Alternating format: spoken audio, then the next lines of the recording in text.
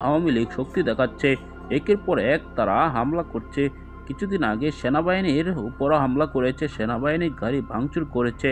গোপালগঞ্জ কিন্তু আওয়ামী লীগের ঘাঁটি। আওয়ামী লীগের নেতা কর্মীরা এখন পর্যন্ত যারা পলাতক তারা কিন্তু গোপালগঞ্জে গিয়ে আশ্রয় নিয়েছে। সেজন্যই গোপালগঞ্জকে আবারও স্বাধীন করার কথা বলছেন শিক্ষার্থীরা।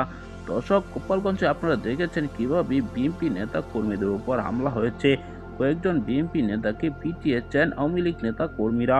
অন্যদিকে আওয়ামী লীগের এরকম দৃশ্য দেখে শিক্ষার্থীরাও কঠিনভাবে ক্ষেপে যাচ্ছেন বিএনপির উপর।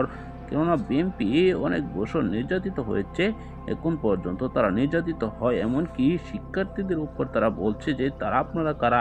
সেই জন্য টকশোতে তুমুল তুলাই দিয়েছেন সেই শিক্ষার্থী বিএনপি নেতাকে। আপনারা দেখেছেন এই ভিডিওতে। দর্শক, এ সকল ভিডিও নিয়ে আপনার কি মতামত অবশ্যই জানাবেন। পরবর্তী এরকম ভিডিওগুলো নিয়মিত পেতে এই চ্যানেলটিকে এখনই সাবস্ক্রাইব করে পাশে থাকা বেল বাটনটি অন করে দিবেন।